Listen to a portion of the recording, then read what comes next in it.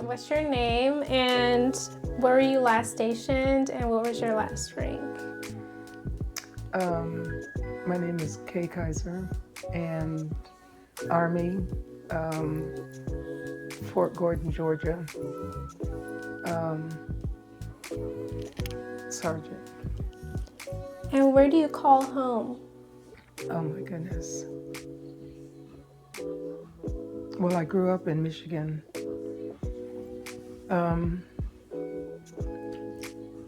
I've not really had an answer for that question, where I call home. I guess being transitioned and moved, and so there's not just one place that I would really consider to be home. What made you join the Army? Aging out of the foster care system and just knowing that I was going to have a foundation of what we need when we turn 18 years old.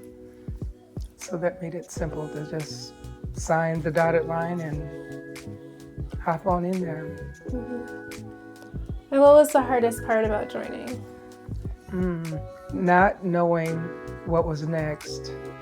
Once signing and going to basic training and them putting us on a bus. And I remember going to the airport, and but the bus part was getting to the barracks. So it's kind of like, okay, what's next? Mm-hmm. Yeah. What was your favorite earliest memory being in the Army?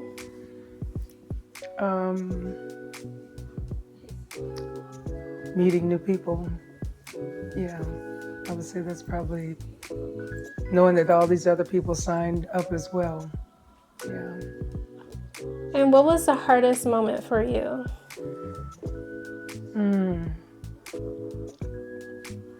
Not really knowing who to reach out to when times got really hard.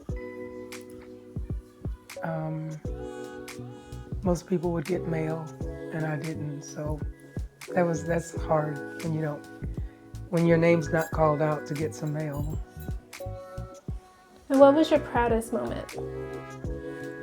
I would say graduating basic training, just those weeks of all that endurance and pushing myself to get up for sure, be at formation at 3 a.m. And that was, just being able to do that each and every day. And then eventually it comes to an end where you don't have to do it anymore. So.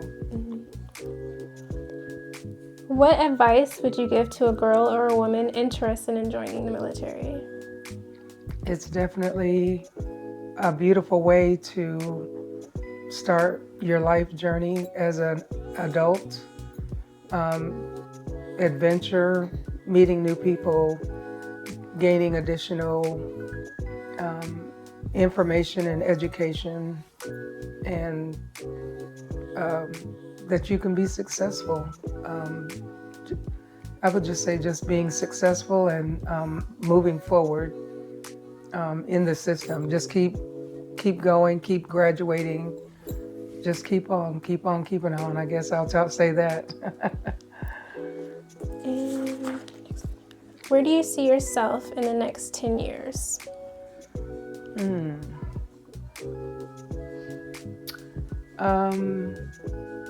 I would say more than likely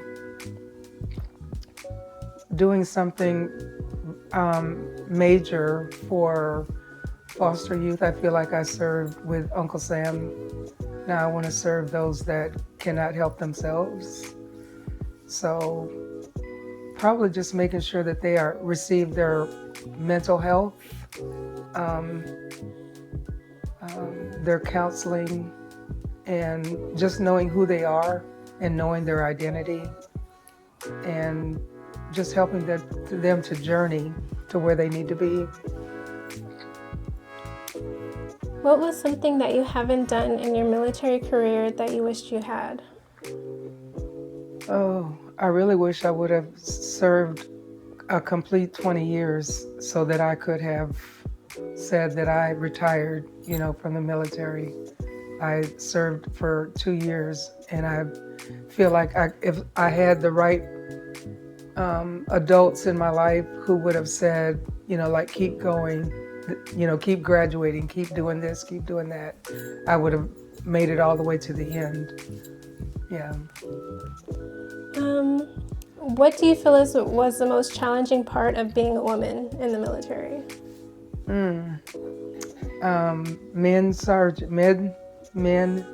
sergeants, not really being able to go to them and say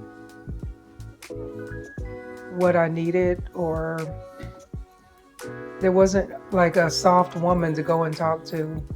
So it's like we just kind of have to push through it, regardless of if you're sergeant, just know the fact that he's a man and that he's not going to be as understanding or compassionate, empathetic.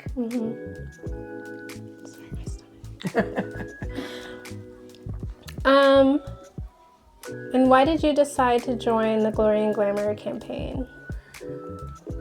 When I initially saw all the softness, the beautiful women, their clothing, you could even see the confidence of, even if they didn't have the confidence, their photos exploded, with confidence. So I said, well, let me give this a try. Let me reach out, see what it's all about, see if it's something that I want to be involved in.